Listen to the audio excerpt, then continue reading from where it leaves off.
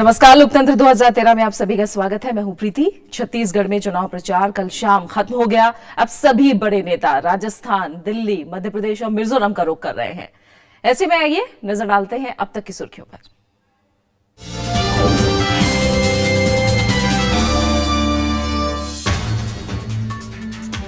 दिल्ली में आज होगी नामांकन पत्रों की जांच। शांतिपूर्ण मतदान के लिए चुनाव आयोग ने लिया तैयारियों का जायजा। छत्तीसगढ़ में चुनाव प्रचार खत्म। मंगलवार के मतदान के लिए कड़े सुरक्षा प्रबंध।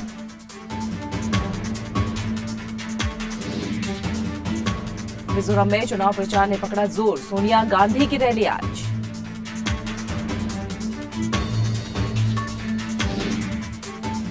राजस्थान में कांग्रेस का चुनावी घोषणा पत्र जारी। गरीबों को पक्के मकान और युवाओं को नौकरियां देने का वादा।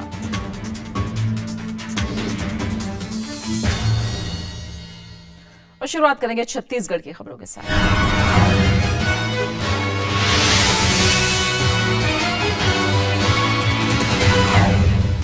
छत्तीसगढ़ में मंगलवार को दूसरे दौर की 72 सीटों के लिए मतदान होना है। दूसरे दौर के लिए रविवार शाम प्रचार अभियान थम गया, लेकिन अब उम्मीदवार घर घर जाकर वोट मांग रहे हैं। इस दौर में उत्तरी और मध्य छत्तीसगढ़ के 19 जिलों में मतदान होना है। पहले दौर के लिए 11 नवंबर को मतदान हुआ था। छत्तीसगढ़ में दूसरे दौर का प्रचार अभियान थम गया है, लिहाजा सबकी नजर अब मंगलवार को होने वाले मतदान पर है। लेकिन पहले दौर के मुकाबले इस दौर में 4 गुनी ज्यादा सीटों पर वोटिंग होनी है। पहले दौर में छिटपुट नक्सली हिंसा के चलते सुरक्षा चौकसी बढ़ा दी गई है। खासकर मध्य छत्तीसगढ़ के नक्सल प्रभावित महासमुंद, गरियाबंद और धमतरी में सुरक्षा पर ज्यादा जोर है। किसी भी तरह की हिंसा को रोकने के लिए उत्तरी छत्तीसगढ़ में भी सुरक्षा के पुख्ता इंतजाम किए गए हैं। राज्य की 19 जिलों की 72 सीटों पर मतदान होना है, जिन पर 843 उम्मीदवार मैदान में हैं। इनमें महिलाओं की संख्या 75 है। सबसे ज्यादा 38 उम्मीदवार रायपुर नगर दक्षिणी सीट पर हैं, जबकि सबसे कम 5 उम्मीदवार सरायपाली में। लगभग 1 करोड़ 40 लाख मतदाताओं के लिए 18,015 मतदान केंद्र बनाए गए हैं। इस पट्टी में 2003 और 2008 के दोनों विधानसभा चुनाव में बीजेपी और कांग्रेस के बीच कांटे की टक्कर रही है।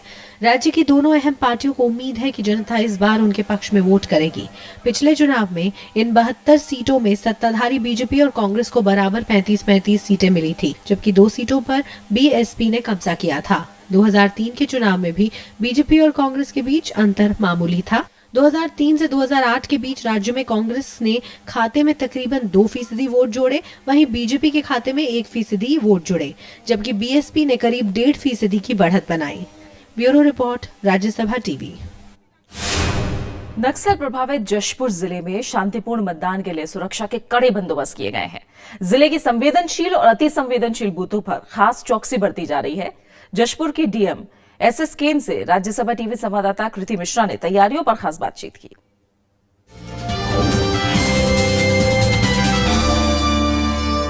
I'm joined by the district magistrate of the Jajpur district. Let's find out about the poll preparations in this red corridor zone. Sir, let me begin by asking you how many areas are identified which are Naxal affected? 134 मतदान केंद्र identify किए हैं। हमारे यहाँ 807 total मतदान केंद्र हैं, उसमें 134 मतदान केंद्र ऐसे हैं जो Naxal affected. How many of them are sensitive or very sensitive? Total 421 sensitive मतदान केंद्र हैं, उसमें से 134 मतदान केंद्र Naxal affected. So, what are the preparations? Has security been beefed up to ensure peaceful polling? जितने भी नक्सल इफेक्टेड मतदान केंद्र हैं उन सभी में एक सेक्शन फोर्स लगा गया सीपीएफएम को। And how many voters are there in this district and what kind of turnout are you anticipating for tomorrow? जिले में टोटल 5,75,000 मतदाता है और इसमें लगभग 80% टर्नआउट होगा।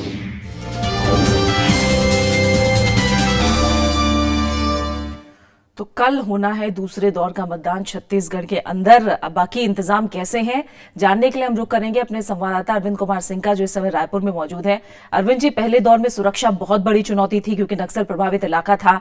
दूसरे दौर में भी क्या छत्तीसगढ़ में सुरक्षा एक बहुत बड़ी चुनौती अभी भी बनी हुई है? किस तरह के बंदोबस्त देख पा रहे हैं आप?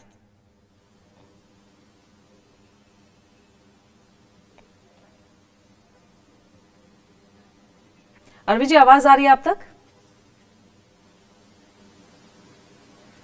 तो कुछ तकनीकी दिक्कत है। अरविंद जी से हम बात करने की कोशिश करेंगे, वहां किस तरह की तैयारियां हैं, चुनावी तैयारियों को लेकर जायजा लेंगे। कल शाम प्रचार थम गया और दूसरे दौर का मतदान 72 सीटों के लिए 19 तारीख यानी कल होना है छत्तीसगढ़ के 16 जिलों में। और अब खबरें देखेंगे मध्य प्रदेश से।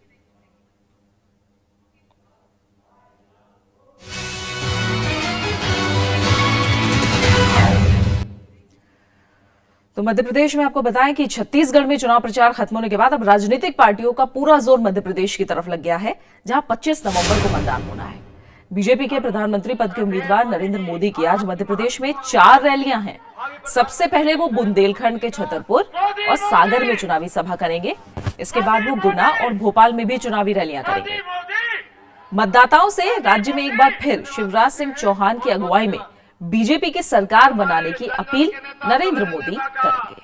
बहुत बहुत अभिनंदन है, वंदन है। प्रधानमंत्री मनमोहन सिंह ने रविवार को मध्य प्रदेश के जबलपुर में एक चुनावी रैली को संबोधित किया। प्रधानमंत्री ने जनता से वादा किया कि राज्य में कांग्रेस की सरकार बनने पर महिला सुरक्षा, महिला कल्याण, दलित, आदिवासी और अल्पसंख्यकों के विकास पर खास ध्यान दिया जाएगा।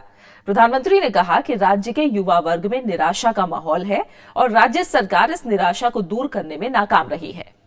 उन्होंने जनता से कांग्रेस को एक मौका देने की अपील की है।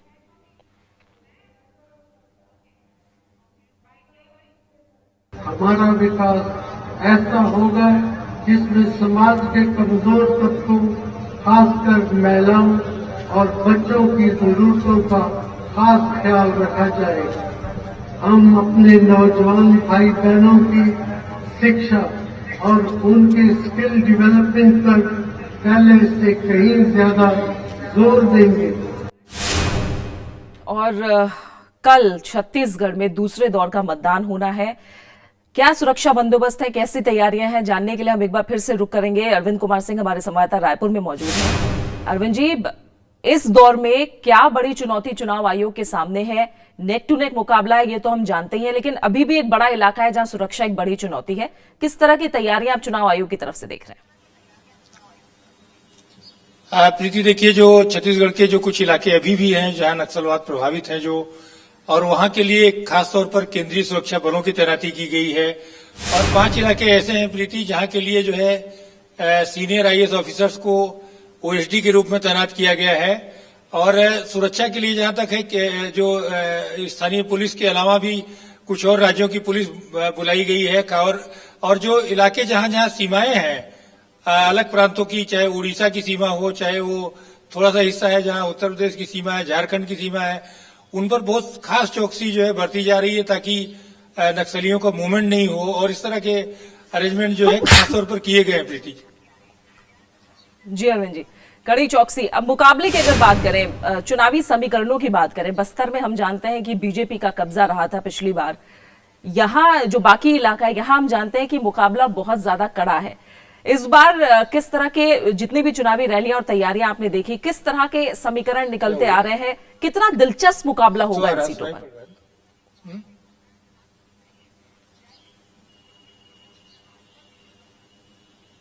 हाँ। जी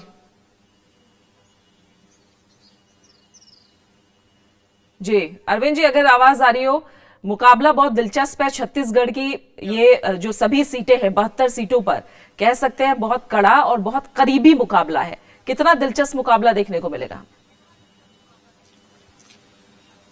देखिए प्रीति, अगर पिछला आप चुनाव देखेंगे तो पता चलेगा कि जो छत्तीसगढ़ की ये जो सीटें हैं जिन 72 पर हो रहा है, उनमें पिछले बार कांग्रेस और बीजेपी के बीच बहुत ही कांटे की टक्कर थी।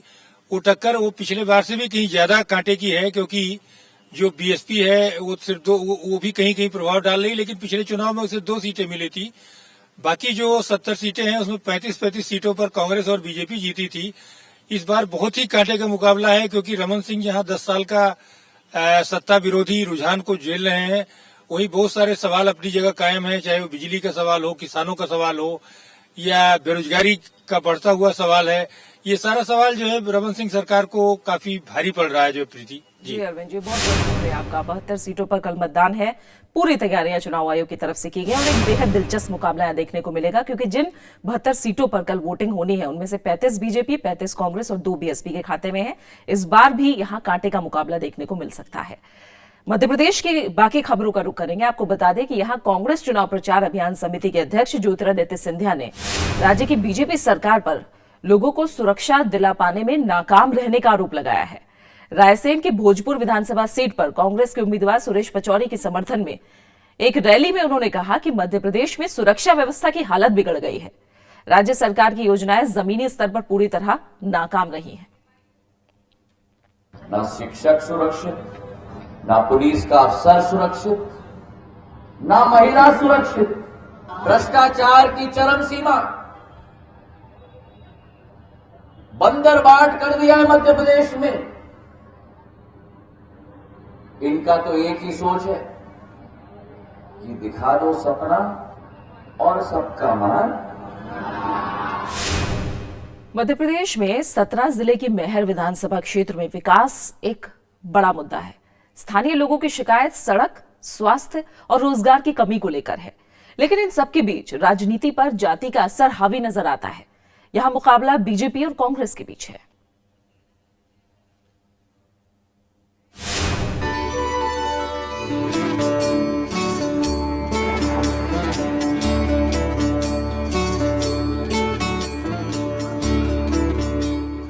विंध्य क्षेत्र में सतना की 7 विधानसभा सीटों में से एक है मैहर। इसकी ख्याति देवी शारदा शक्तिपीठ की वजह से है, लेकिन यहाँ पहुँचना बेहद मुश्किलों भरा भी साबित हो सकता है। मैहर को कटनी से जोड़ने वाला राष्ट्रीय राजमार्ग संख्या 7 की हालत बेहद खराब है। इसके अलावा अस्पताल, शिक्षा संस्थानों की कमी और बेरोजगारी भी अहम मुद्दे हैं। मैहर क्षेत्र के अंदर 3-3, 4-4 फैक्ट्रियां आई हुई हैं, जो कि माने यहाँ के लोकल आदमी को बिल्कुल प्रोत्साहन नहीं दिया जाता है। सब बाहरी ही बाहरी मैहर के लोग भटक रहे हैं। यहाँ के कोई नेता वगैरह सुन नहीं रहे, यहाँ के कोई मंत्री मिनिस्टर आज तक नहीं सुने कि बाहरियों को के वजह यहाँ के लोगों को, स्थानीय लोगों को प्रोत्साहन दिया जाए। हम लोग बेरोजगार अभी तक हैं और हम लोगों के सामने हमारे बच्चे भी बेरोजगार हो रहे हैं। सबसे बड़ी समस्या तो वही है, रोजमर्रा की जिंदगी में जी रहे हैं, उसकी भी कोई व्यवस्था नहीं हो पा रही है अभी तक।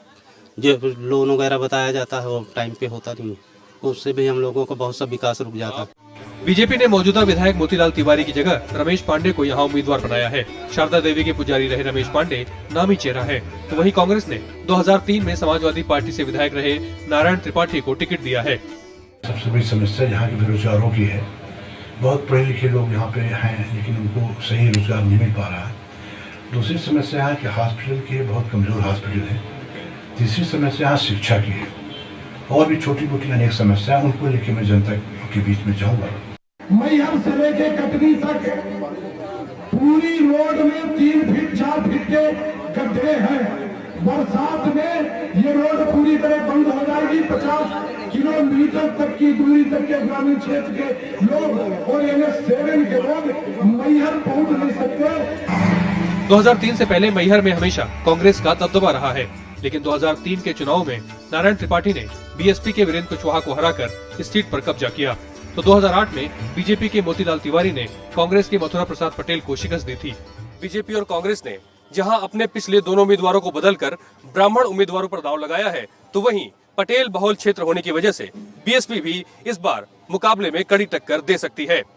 मध्य प्रदेश में मैहर विधानसभा सीट से कैमरामैन चेतन वीर सिंह के साथ पंचानन मिश्रा, राज्यसभा टीवी। और मध्य प्रदेश के सतना जिले के तहत मैहर विधानसभा में सड़क, स्वास्थ्य और शिक्षा आम लोगों के मुद्दे हैं। सतना की 7 विधानसभा में से एक मैहर की जनता 25 नवंबर को होने वाले मतदान में किन किन मुद्दों पर अपने प्रतिनिधियों को परखेगी, ये जानने की कोशिश की हमारे संवाददाता ने।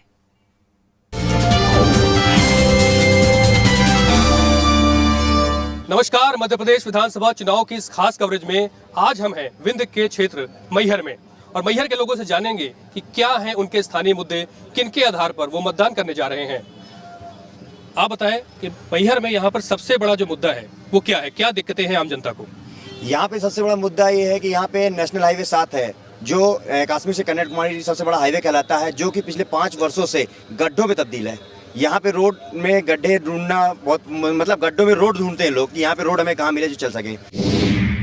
स्थानीय लोगों को रोजगार नहीं है। यहाँ पर जो फैक्ट्री लगी है, सीमेंट हब के रूप में जाना जाता है, क्या दिक्कतें हैं उनकी? स्थानीय लोगों के रोजगार की क्या समस्या है? मध्य प्रदेश सरकार ने,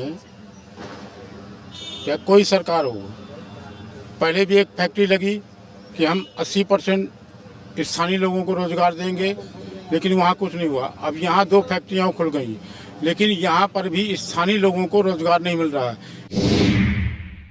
करेले और टमाटर के लिए ये क्षेत्र जो है बहुत ही प्रसिद्ध रहा है, लेकिन अब उसकी जो पैदावार है वो बहुत ही कम हो गई है। वजह क्या है इसकी? मैहर बहुत छोटा शहर है, लेकिन मां शारदे की नगरी के कारण विश्व में प्रचलित है। पर रिलायंस कंपनी सीमेंट प्लांट डालने के कारण, डस्ट के कारण आज की तारीख में करेला और टमाटर रास्ता नाबूद है। फसल अब हो रही है, न भविष्य में होगी। और थोड़ा सा दुख इस बात का है कि लोकलाइज को जो है कहीं से कोई प्राथमिकता नहीं दी जा रही।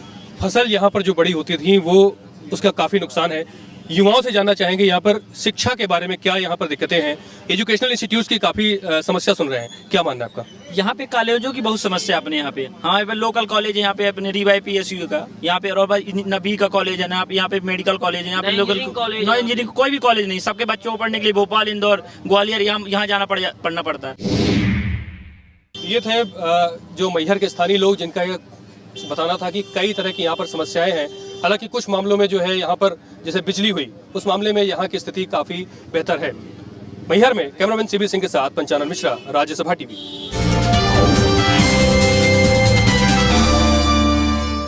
और यहाँ एक छोटा सा ब्रेक ले रहे हैं और ब्रेक के बाद बात होगी दिल्ली, राजस्थान और मिजोरम की।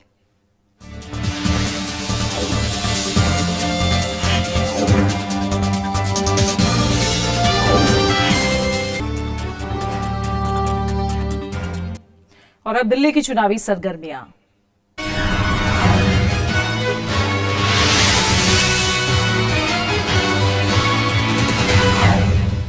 दिल्ली में आज नामांकन पत्रों की जांच की जाएगी। 70 विधानसभा सीट के लिए यहां कुल 1178 उम्मीदवारों ने पर्चे भरे हैं। 20 अक्टूबर तक नाम वापस लिए जा सकेंगे। दिल्ली में 4 दिसंबर को वोटिंग होगी। वहीं दिल्ली के मुख्य चुनाव अधिकारी ने रविवार को शांति समिति की बैठक बुलाई। बैठक में मध्य दिल्ली में शांतिपूर्ण मतदान को लेकर चर्चा हुई। पुलिस और प्रशासन के कई वरिष्ठ अधिकारियों ने बैठक में हिस्सा लिया। दिल्ली में कांग्रेस उपाध्यक्ष राहुल गांधी ने कल दूसरी जनसभा को संबोधित किया। उन्होंने शीला दीक्षित सरकार की सराहना की और दिल्ली के विकास के मॉडल को आगे बढ़ाने की अपील की। कांग्रेस उपाध्यक्ष राहुल गांधी ने दिल्ली के अंबेडकर नगर में एक जनसभा की। राज्य में नामांकन प्रक्रिया पूरी होने के बाद उनकी ये पहली रैली है। इस इलाके की दोनों सीटें अंबेडकर नगर और देवली सुरक्षित हैं। यहाँ राहुल गांधी ने दलित वोटरों को लुभाने की कोशिश की। उन्होंने शीला सरकार की जमकर तारीफ की और पिछले 15 साल की उपलब्धियों को गिनाया। शीला जी की सरकार ने यहाँ पिछले सालों में दिल्ली को बदल डाला है और इस बात को ऑपोजिशन के लोग भी स्वीकार करते हैं। अब इंफ्रास्ट्रक्चर देखिए, इंटरनेशनल एयरपोर्ट बनाया, दिल्ली को बाकी दुनिया से जोड़ा। राहुल ने दिल्ली के विकास मॉडल और इंफ्रास्ट्रक्चर की बात की। उन्होंने लोगों से विकास की गति को जारी रखने के लिए कांग्रेस को चौथी बार सत्ता सौंपने की अपील की। जिनका ट्रैक रिकॉर्ड है, जिन्होंने काम करके दिखाया है, और दूसरी तरफ बीजेपी है जो बात जरूर करती है, बड़े बड़े भाषण करते हैं, मगर यहां उनका रिकॉर्ड आप जानते हो। तो जब चुनाव होगा, आप कांग्रेस पार्टी को समर्थन दीजिए, शीला जी को समर्थन दीजिए और यहां कांग्रेस पार्टी को जिताइए और ये जो प्रगति दिल्ली में हो रही है उसको चलने दीजिए। दिल्ली में राहुल गांधी की ये दूसरी चुनावी जनसभा थी। इससे पहले उन्होंने नांगलोई में एक जनसभा को संबोधित किया था। दिल्ली में कांग्रेस की आज की चुनावी रैली में राहुल गांधी ने जमकर सरकार की तारीफ की और उन्होंने वोटरों से अपील की कि आने वाली 4 तारीख को एक बार फिर शीला दीक्षित को मौका दिया जाना चाहिए। अब वोटरों को देखना है कि वो राहुल गांधी की इस अपील का क्या जवाब देते हैं। कैमरामैन नीलेश पांडे के साथ रविंद्र सिंह शोराण, राज्यसभा TV। और अब खबरें राजस्थान के चुनावी रण से।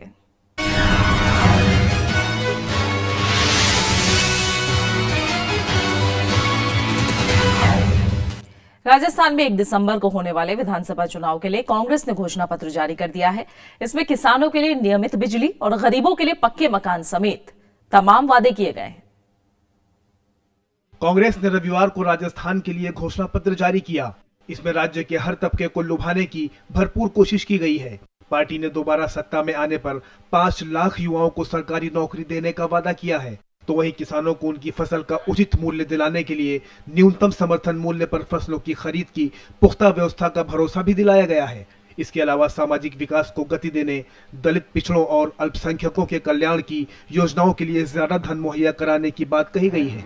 मैं उम्मीद करता हूं कि इस बार फिर हमारी सरकार बनेगी और ये मैनिफेस्टो कैबिनेट में रखा जाएगा, वादे पूरे किए जाएंगे। ये संकल्प के साथ हम आगे बढ़ेंगे, ये मैं आपको विश्वास दिलाता हूँ।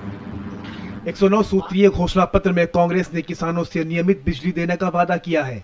पार्टी के मुताबिक पिछले 5 साल में राज्य में 2500 मेगावाट बिजली उत्पादन बढ़ा है और इसका लाभ ग्रामीण इलाकों को दिया जाएगा। घोषणा पत्र जारी करते हुए मुख्यमंत्री अशोक गहलोत ने दावा किया कि उनकी सरकार ने पिछले चुनाव के घोषणा पत्र पर पूरी तरह अमल किया है। उन्होंने इस बार भी चुनाव जीतने के बाद सबसे पहले घोषणाओं को अमली जामा पहनाने की बात कही। Bureau report, Rajya Sabha TV. Rajasthan Vidhan Sabha चुनाव में नाम वापसी के आखिरी दिन 562 उम्मीदवारों ने अपने नाम वापस ले लिए। शनिवार को नाम वापसी की प्रक्रिया पूरी होने के बाद मुख्यमंत्री अशोक गहलोत और वसुंधरा राजे समेत 2153 उम्मीदवार चुनाव मैदान में बचे हैं। कांग्रेस और बीजेपी ने सभी 200 सीटों पर उम्मीदवार उतारे हैं। बीएसपी 197, एनपीपी 142, सीपीएम 37 और सीपीआई 23 सीटों पर चुनाव लड़ रही है। इसके अलावा 896 निर्दलीय उम्मीदवार चुनाव मैदान में हैं। बीएसपी उम्मीदवार के निधन की वजह से राजस्थान की चूरू विधानसभा सीट पर चुनाव स्थगित कर दिया गया है। बीएसपी उम्मीदवार जगदीश मेघवाल की शनिवार को हृदय गति रुकने से चूरू के एक अस्पताल में मौत हो गई। राजस्थान के मुख्य चुनाव अधिकारी ने बीएसपी उम्मीदवार के निधन पर रिपोर्ट मांगी है। चुनाव की नई तारीख का ऐलान बाद में किया जाएगा। राजस्थान में 1 दिसंबर को मतदान होना है। राजस्थान में बीजेपी ने बागी उम्मीदवारों के खिलाफ कड़ी कार्रवाई की चेतावनी दी है। पार्टी ने कहा है कि बीजेपी के अधिकृत उम्मीदवारों के खिलाफ चुनाव लड़ने वालों को पार्टी से 6 साल के लिए निष्कासित कर दिया जाएगा। बीजेपी ने कहा कि उम्मीदवारों का चयन काफी छानबीन के बाद किया गया है। इसमें जीतने और उम्मीदवारों की लोकप्रियता का ख्याल रखा गया है। राजस्थान में बीजेपी के कई बागियों ने पार्टी उम्मीदवारों के खिलाफ पर्चे भरे हैं।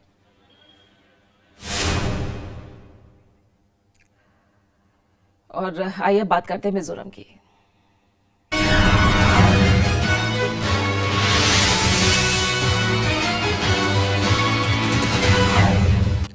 कांग्रेस अध्यक्ष सोनिया गांधी आज मिजोरम में चुनाव प्रचार करेंगी। वो दक्षिण मिजोरम में एक चुनावी रैली को संबोधित करेंगी। इस मौके पर पार्टी के कई वरिष्ठ नेताओं के मौजूद रहने की उम्मीद है। राज्य में कांग्रेस ने अपना चुनाव प्रचार तेज कर दिया है। शनिवार को प्रधानमंत्री मनमोहन सिंह ने आइजोल में चुनावी रैली की थी। वहीं 21 नवंबर को राहुल गांधी भी राज्य में चुनाव प्रचार करेंगे। मिजोरम पीपल्स फोरम आदर्श आचार संहिता लागू कराने के लिए राज्य में अभियान चला रहा है। फोरम को चर्च का समर्थन हासिल है। मिजोरम पीपल्स फोरम ने शांतिपूर्ण और निष्पक्ष मतदान के लिए सभी बड़ी राजनीतिक पार्टियों के साथ 27 सूत्रीय समझौता किया है। ईसाई धर्म में गहरा यकीन रखने वाले मिजो के जीवन में चर्च की भूमिका काफी अहम है। लोगों के समर्थन से चर्च बेहद शक्तिशाली है। चर्च ने उम्मीदवारों और मतदाताओं के लिए 4 पेज की एक सूची जारी की है, जिसमें चुनाव के दौरान क्या करें और क्या ना करें का विवरण है। मिजोरम पीपल्स फोरम की अगुवाई में चर्च ने महंगे और भड़कीले चुनाव अभियान पर पाबंदी लगाई है। घोषणा पत्र में वायदों की लंबी फहरिस्त और चुनावी रैलियों पर भी रोक है। फोरम ने राजनीतिक पार्टियों से साफ कहा है कि मतदाताओं को गाड़ी मुहैया ना कराए। नशा करने वाले और शादी के बाद अनुचित यौन संबंध बनाने वाले उम्मीदवारों को वोट नहीं देने की अपील की गई है। मिजोरम की तकरीबन 70% आबादी चर्च में आस्था रखती है, लिहाजा कोई भी पार्टी चर्च की अनदेखी करने की हिम्मत नहीं कर रही। We have something called the MPF, that is the Mizoram's People Forum. It is an election watchdog comprising of the church and the leading NGOs of the state. So they have their own set of model code of conduct, which are more strict than the election commission's code of conduct. So these people play a very useful role in preventing occurrence of these untoward incidents like this. They help us very lot. Church ने हाल तक स्थानीय मिजो लोगों की शिक्षा और स्वास्थ्य सुविधाओं का ख्याल रखा है, लेकिन धीरे धीरे राजनीति पर भी इसकी पकड़ मजबूत हुई है। राजनीतिक पार्टियों ने जिस समझौते पर दस्तखत किए हैं, उसमें अगर कोई पार्टी मुकरती है तो उसकी वैधता खत्म कर दी जाएगी। Chairship, scholarship, they take up all the matters up to flag. How many flags will be hoisted here in one district or one village, and they do a lot of things. And our expenditure also come down a lot. Teaching the morality of the election, but they did not interfere physically. They did not have any support because the morality is standing on the center. चुनाव प्रक्रिया में भी church का हस्तक्षेप है। 5 दिनों की धर्म सभा के चलते चुनाव आयोग को मतदान की तारीख बदलनी पड़ी।